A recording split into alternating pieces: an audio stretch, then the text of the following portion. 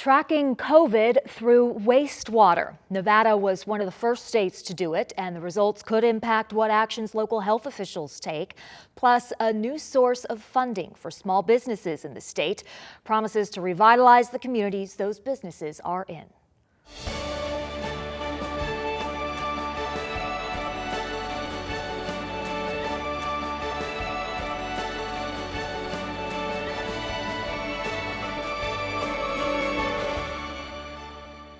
Support for Nevada Week is provided by Senator William H. Hernstat and additional supporting sponsors. Welcome to Nevada Week. I'm Amber Renee Dixon. There's an uptick in COVID cases right now. According to the state, the 14-day moving average for daily new cases in Clark County is 348, compared with 253 last week and 195 the week before. To find out what's behind the increase, we spoke with Brian Labus from UNLV School of Public Health. How would you describe what we're currently seeing with COVID in the state and in southern Nevada? We're still seeing spread of COVID in the community. The levels are very low compared to where they were earlier this year. When we saw the Omicron surge that hit, the numbers were very high. We're at a fraction of that, just a couple of % of where we were, but we're still seeing transmission, and those numbers have gone up a little bit over time. So what's on the horizon for us based on what we're seeing in the rest of the country? It's really difficult to predict far out what's going to happen next. We can talk about the recent events, we can talk about what will happen over the next few weeks, but trying to predict, is this something that we're going to see every fall? Is this going to be a winter disease, something like that? We don't know. What we can say is there's been an increase of disease here and throughout the country. We will see surges in different places at different times based on those communities. But those surges probably are not going to be anywhere as big as the Omicron surge because so many people got sick that there's a lot of immunity in the population right now. So we did such a bad job stopping Omicron earlier, it gave us a lot of protection right now. It's kind of like stopping a forest fire by letting the forest burn to the ground. The forest fire is stopped, not that we wanted to take that route to it, but it's the point now where there isn't there isn't a big susceptible population in southern Nevada right now. What is the role of immunity with this new subvariant? Well, the subvariant still seems to respond to the vaccine, and previous infections give us protection against any of these new subvariants. We haven't seen one yet that is so different that our immune history throughout the world is irrelevant. So right now we are still seeing protection from the vaccine and from natural infection, but even if it's the exact same strain, with coronaviruses, immunity wears off pretty quickly. That's why you get the common cold over and over in your life, because immunity doesn't last a long time. And if we are able to somewhat predict what's coming in the next few weeks, what is your level of concern? I think if we saw a big jump, we'd be a lot more concerned. We've seen just a slow, steady increase. We know that there's transmission in the community. There's still that potential to get sick. If you're at crowded events around a lot of other people, we can still have these bigger super spreader events. We still hear about those happening all over the country from time to time. Right now, though, it's just something that we have to deal with. It's kind of that background disease that's there. So we have to have a healthy respect for it still. It still could flare up, but it's not like we're in the middle of one of those bad waves that we've previously had. What's driving this increase? Well, it's a combination of things. It comes down to the immune history of our population. So what % of people have been naturally infected, what % are vaccinated, what's basically going on with all of our immune systems, and then it's our behaviors. If we spend more time together in close contact, there's a higher risk. If we spread out more, there's lower risk. And so everything that we do affects the risk of disease transmission. Every event we have adds some additional risk to disease transmission in southern Nevada, and that's what drives in the community. There isn't one simple answer. It's basically the total of all our behaviors. There's a sentiment that the pandemic is mostly over. What do you think about that? Well, I think we're moving on to another phase of the pandemic. This is not a disease that's going to go away. It's not something we're going to eradicate. So COVID is going to be with us all for the rest of our lives. It's not just going to disappear. But we're not seeing a lot of disease transmission like we saw in the early waves because we have immunity in our population. Once you reach higher levels of immunity, that starts to get things under control. We see flare-ups from time to time, just like we do with influenza. Flu shows up every single year. Everybody doesn't get flu, though. We have a vaccine that protects us, but we have pretty bad vaccination rates nationwide and in Nevada. And so all those things together cause an increase in disease, but not one that completely overwhelms the population every year. And that's probably where we're headed with COVID. There's research from Brown University that Nevada is among the top 10 states for COVID deaths that could have been prevented by vaccines. What do you think about that? Nevada has historically not done very well when it comes to vaccination. We're usually near the bottom of the list for childhood immunizations, unfortunately. When flu season shows up, we get about 50% of our population vaccinated for flu. The rates are better in the older population that are higher risk for serious disease, and it's worse in a younger population that's otherwise healthy. We're seeing the exact same thing with COVID. So it's unfortunate, but it's also not a surprise. It really matches what we do normally with vaccination. COVID really isn't anything special. It's just the way Nevada approaches public health. And we've struggled to get the right people vaccinated to prevent disease from occurring and ultimately prevent deaths. You may be wondering just how accurate COVID numbers can be right now, since several people are simply testing at home and not reporting positive results. Well, if you use the bathroom, you are contributing to COVID monitoring methods. Together, UNLV, the Southern Nevada Health District, Southern Nevada Water Authority, and Desert Research Institute are using your fecal matter to detect emerging variants and early increases of COVID. For the past 2 years, UNLV Associate Professor Edwin O. and his students have been carefully collecting just try not to splash yourself. And analyzing the sewage of Southern Nevadans. Professor O is also the head of UNLV's Neurogenetics and Precision Medicine Lab. The reason why wastewater surveillance works so well is that all of us have to use the bathroom. And when we use that bathroom, any viral pathogen that gets through our GI tract will end up in fecal matter. And that fecal matter is flowing right through under our feet. And as a result, we can get a representation of a community. And rural areas are represented too, thanks to the efforts of Dwayne Moser, Associate Research Professor at Desert Research Institute, who uses this portable pump. Like I always say to my people, you don't want to know where this has been. To extract wastewater from 10 different systems. I'm doing it because I believe it's important. In rural Clark and Nye counties. Especially with COVID, you get these viruses or variants of the viruses coming in from other places. They arrive in the cities first, and then gradually move out to these rural areas. So typically we'll see a 10-day to maybe 2-week delay from where Ed first detects it in town here basically to when I start picking it up out in the rurals. So it's keeping us busy. We're sampling these on a weekly basis. And we've been able to actually observe these different variants or subvariants rolling through in time. So we're still picking up, we're still getting hits out in the rural areas, which I think is really interesting. That we sort of think the pandemic is sort of winding down, really. But in fact, the wastewater surveillance isn't showing that. Wastewater, it doesn't lie, it doesn't care. It samples the population that's contributing to it, and you've got a signal. Workers inside this lab at UNLV are who detect that signal, which Professor O says can show up in someone's stool even before that person shows symptoms of COVID. That's the power of wastewater surveillance. We're able to have a snapshot of a community when they're potentially pre-symptomatic, when they're asymptomatic, or when they're symptomatic. And so you don't need to have individuals heading in to get tested in order to know whether the virus is circulating in a community. Professor O provides the Southern Nevada Health District with weekly updates on viral concentration levels, which can also be seen via this interactive map at empower.unlv.edu. I'm kind of surprised how many people, I'm pleasantly surprised how many people have accessed this website. We've had folks from Russia, from Korea, from Kenya. The map is just one unique aspect of this wastewater surveillance project, said to be one of the largest of its kind in the United States. And over the last 2 years, we've learned a lot. We've been tricked a lot by this virus, and I think we're ready as we move forward, that if there is a surge in viral material in the sewage, we'll know how to set up testing sites. We'll know how to deploy vending machines with various testing equipment so that folks can have access to some of these resources. So I think that's really a key intervention here. So being able to link that wastewater result back to the public health folks and deploying these resources. I think that's when a program like this makes a lot of sense. COVID certainly hurt several small businesses in the state. Now there's a new source of funding to start and strengthen small businesses, specifically those owned by minorities and women.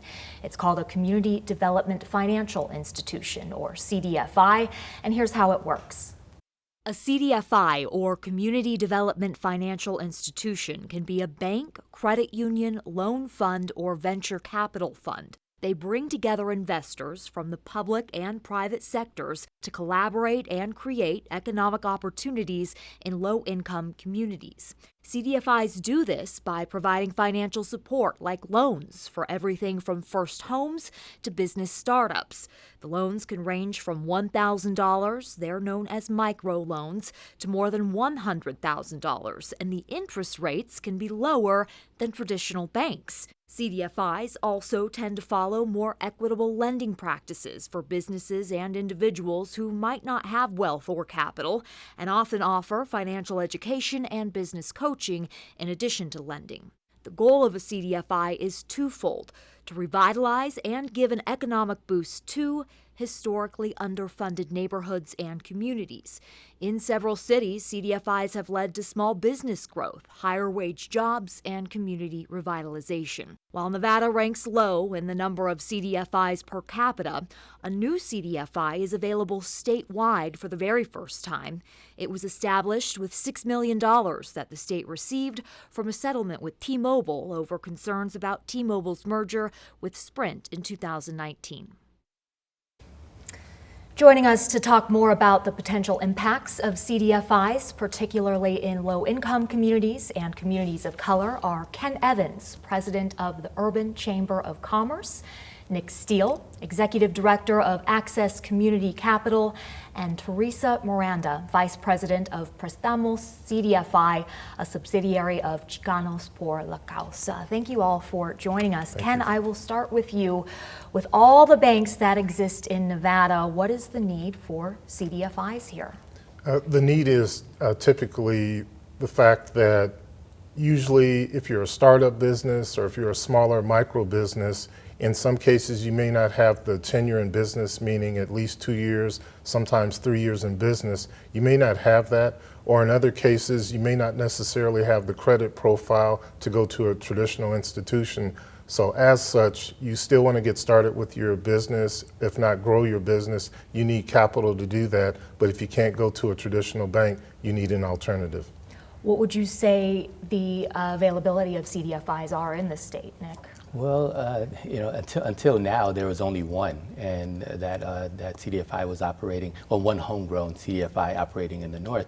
With Access Community Capital will be the second CDFI, homegrown CDFI in the state, and the only homegrown one in the southern part of the state. So it's pretty exciting because when you compare us to other states with the same population, we probably should have 6-7 CDFIs. Okay. Teresa, you have worked with Prestamos for, more than 20 years. Prestamos meaning we lend in Spanish.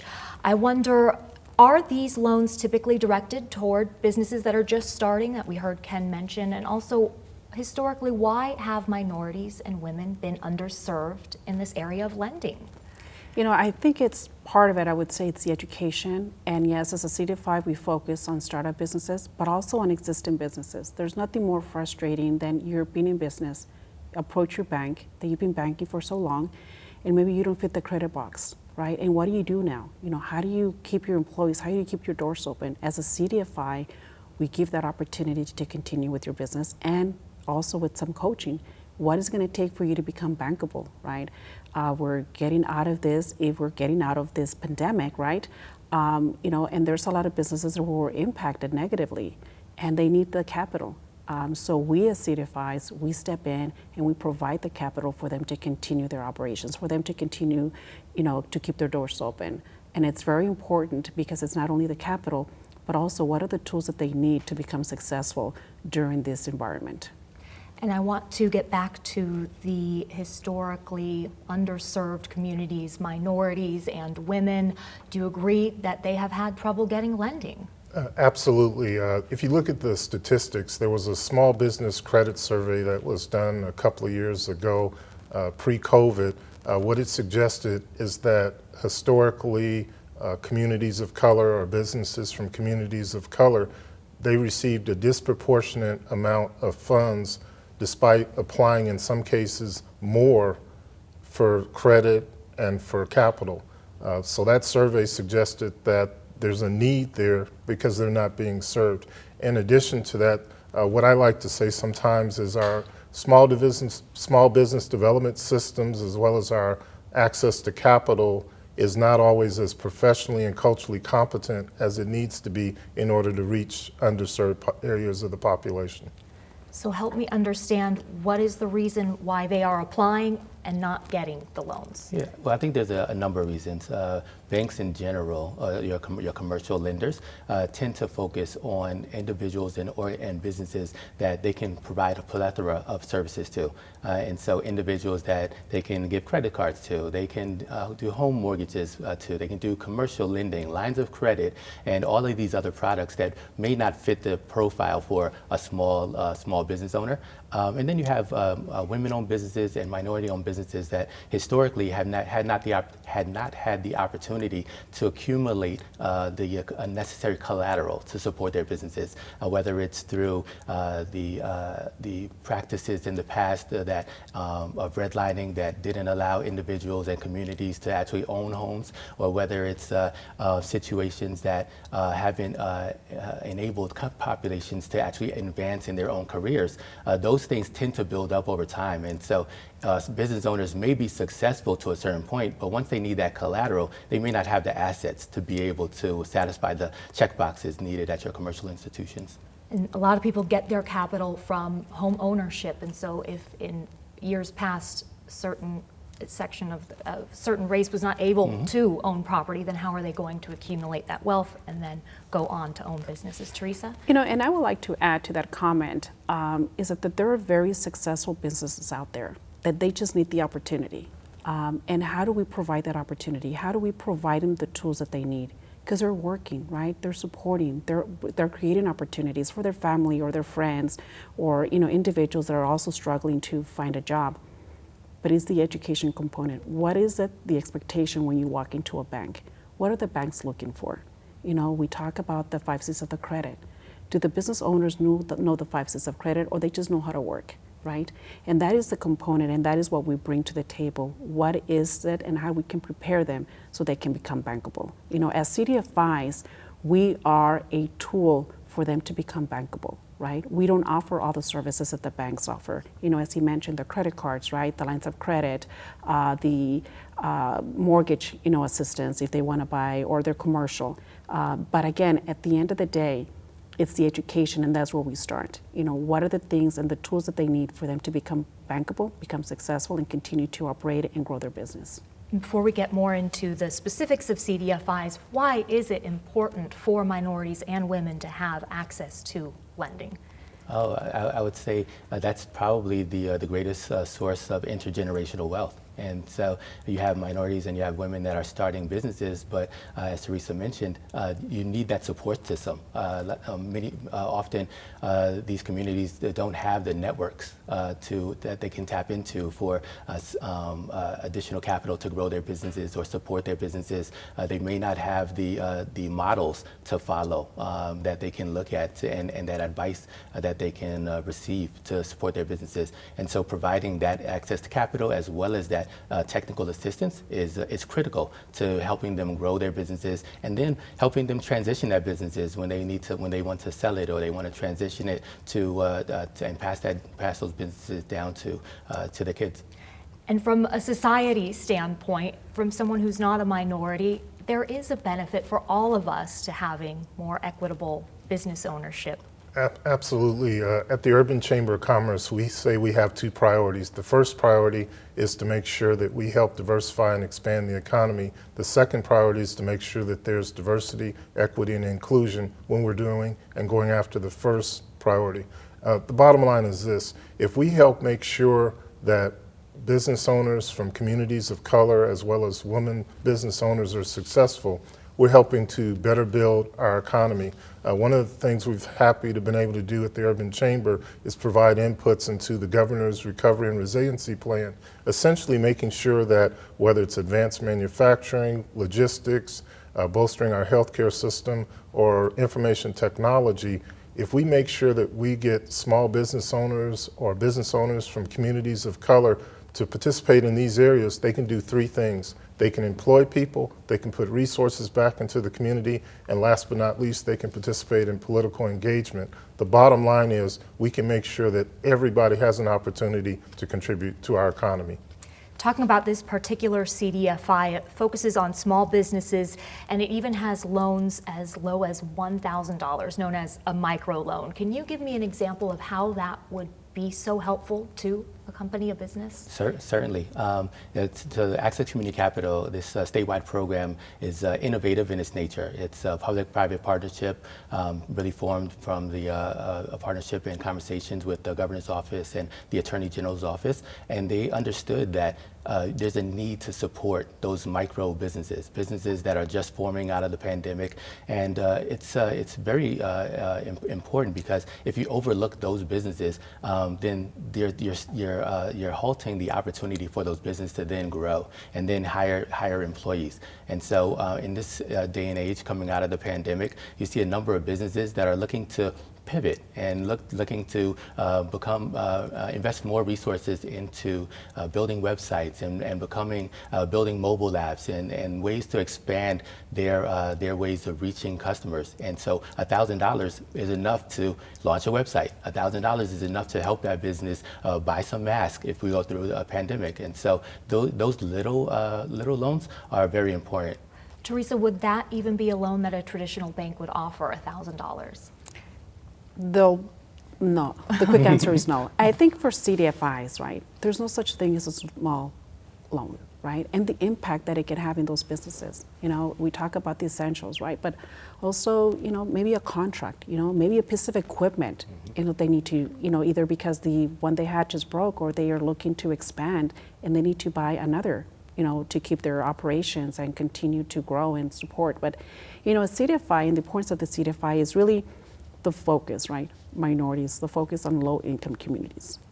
And that is what we like to do. You know, how do we focus on those communities? How do we support those communities? Either by helping larger companies with access to capital that can create those job opportunities, or the entrepreneur, the small business that needs that $1,000, that need that $5,000, right, to continue to stay in business.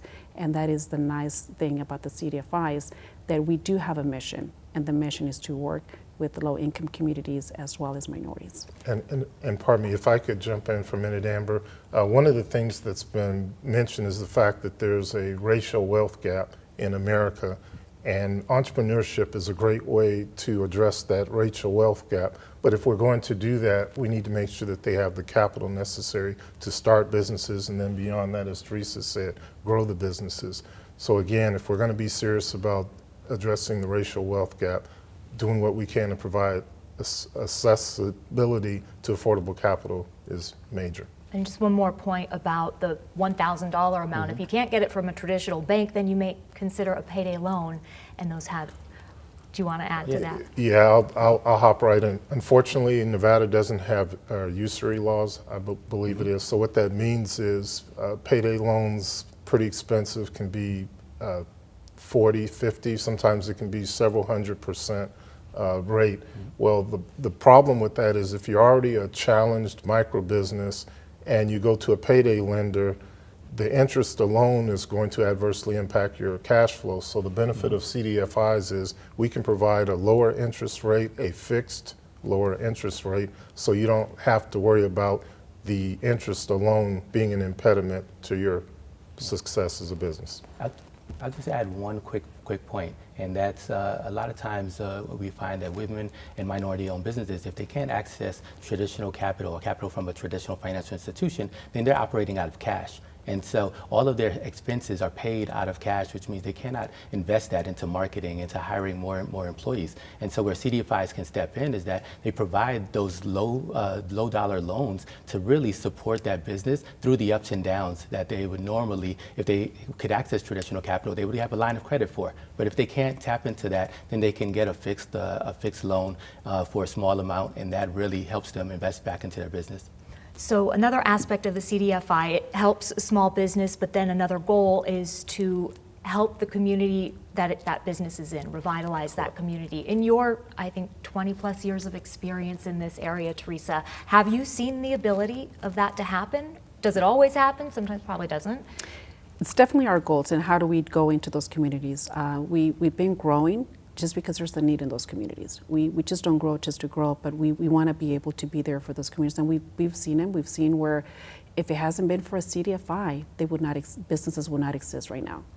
The opportunity, you talk about, will the bank be able to entertain a $1,000 loan?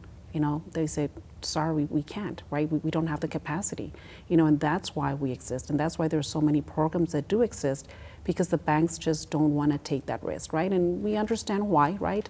But for us, we can definitely have that ability to take that risk. Thank you all so much for your time and contribution on this important topic. Thank you for joining us for Nevada Week. And for any resources discussed in this show, go to our website, vegaspbs.org/Nevada Week. You can also follow us on Facebook and Twitter at VegasPBS.